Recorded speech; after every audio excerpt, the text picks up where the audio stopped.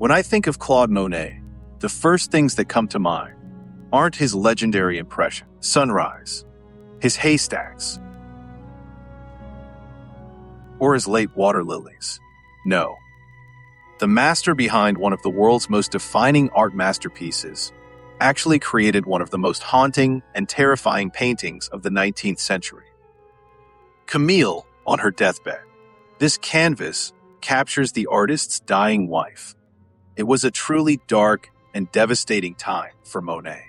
A chaotic household where two women, his dying wife and his future wife, were forced to live under the exact same roof, alongside 8 children, 6 of whom belonged to Monet's future wife and her first husband. Why am I bringing this up right now? Because I want you to sit with this image for a moment. Feel the profound grief, the overwhelming sorrow, and the sheer terror that the artist felt and poured onto this canvas. This emotion is crucial, and we will return to it later, because underneath it all, Monet was one of the most revolutionary artists in history, a force of nature who tore down the old rules and changed everything.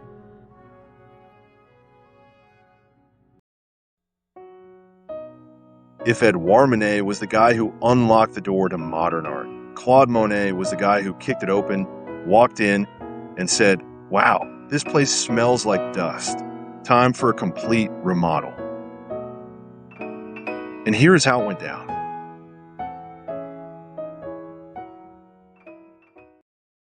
Let's be completely honest from a technical standpoint. Impression, Sunrise is far from Monet's finest work. He painted it in just a couple of sessions at the harbor of Le Havre, his hometown. It's a simple scene. Morning mist, a fiery orange sun reflecting on the water, a couple of rowboats, and the hazy silhouettes of factory smokestacks in the background. The brushstrokes are sloppy, fast, and loose. Monet had been painting like this for about 5 years, and he had far more powerful canvases under his belt. Stunning series of Paris streets, views of the Seine, and portraits of his wife. Yet this specific, hurried painting was the one that would alter the course of history.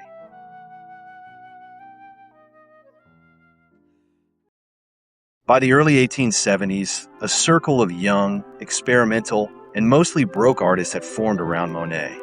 They were the eternal outcasts of the official Paris Salon, rejected by the Academy year after year. Their names? Auguste Renoir, Edgar Degas, Camille Pissarro, Alfred Sisley, Berthe Morisot, Paul Cézanne, and Monet himself. Today, this reads like a lineup of multi-million-dollar museum royalty. But back then, they were just a gang of radical, starving misfits. In 1873, they finally snapped. They said, "Screw it. Let's look past the Academy and launch our own exhibition. No juries, no gatekeepers, no stupid rules." They pooled their money, rented a top-floor photo studio belonging to the photographer Nittis on the Boulevard de Capucines, and opened their doors. The exhibition launched on April 15th, 1874, featuring 30 artists and 165 works. To give you some context, the official Paris Salon strictly limited artists to 3 submissions each. Monet and his crew had 0 restrictions, but the public didn't show up to buy masterpieces. They showed up to laugh. When haters create a brand. To the average art-goer in 1874, anything that defied classical, Poussin-style rules wasn't art, it was vandalism. They viewed the exhibition as a comedic stunt by a bunch of nameless hacks who didn't know how to draw. Critics went to town with the jokes. One popular gag was that these artists loaded a pistol with tubes of paint and just blasted at the canvas. But the gold medal for trolling went to Louis Leroy, a journalist for the satirical magazine Le Chivalry. He wrote a scathing review written as a fictional dialogue between a conservative, old-school art master and a young enthusiast. Upon seeing Monet's impression, Sunrise, the old master sarcastically scoffs. Impression? I knew it. I was just telling myself that, since I was impressed, there had to be some impression in it. And what freedom, what ease of workmanship. Wallpaper in its embryonic state is more finished than this seascape. Leroy mockingly labeled the entire group the Impressionists and published his article under the headline, The Exhibition of the Impressionists. It was meant to be a career-ending, sarcastic insult, but the nickname stuck. The young rebels themselves had mixed feelings about it. Degas hated the word Impressionism until his dying day, preferring to call the group the Independents or Realists, which makes sense given he actually disliked Monet and Sisley's outdoor painting methods. But Monet, Renoir, and Pissarro quickly co-opted the insult, embraced the word, and turned it into their ultimate battle flag. Fun fact, Monet's painting didn't even have a title initially. It was just a view of Le Havre. But he had to invent a name on the spot for the exhibition catalog.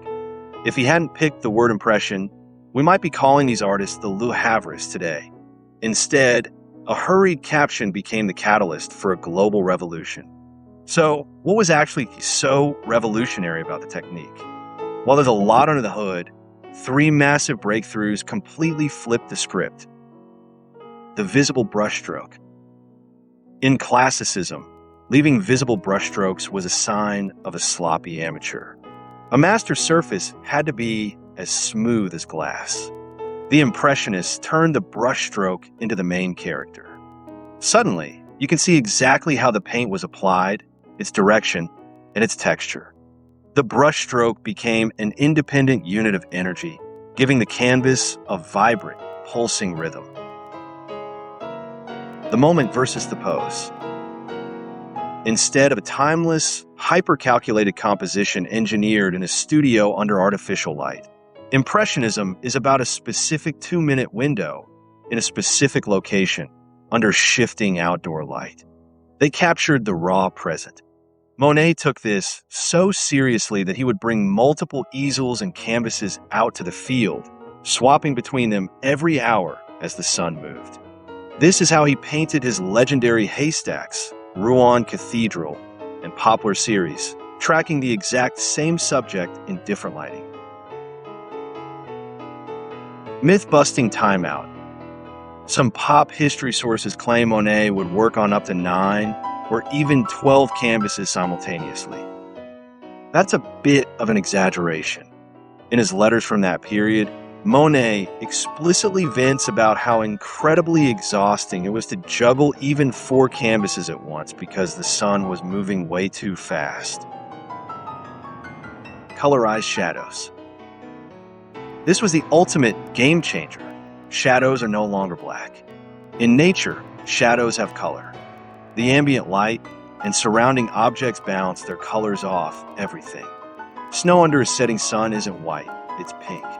A face under a shaded tree isn't beige, it's slightly green. Pure color can only exist in a completely white room. In the real world, every object is continually stained by the reflected colors of its neighbors. The Impressionists turned this optical science into an absolute law of painting, which later paved the way for post-impressionism and everything after. It completely broke the old way of seeing. And the ultimate irony? Louis Leroy tried to laugh these artists out of existence, but instead, his mockery gave a name to the biggest artistic renaissance since the Renaissance itself. Now, let's go back to where we started. Remember the feeling you got when looking at Camille on her deathbed? That overwhelming sense of grief and ache. The brushstrokes are rough. The image is almost abstract and unfinished. Yet the emotion is devastatingly real. And that, I believe, is the true core of the revolution Monet and the Impressionists brought to the world of art. Technically flawless academic painting captures objects and events with precision, but so can a camera. Monet did something no one had ever done before.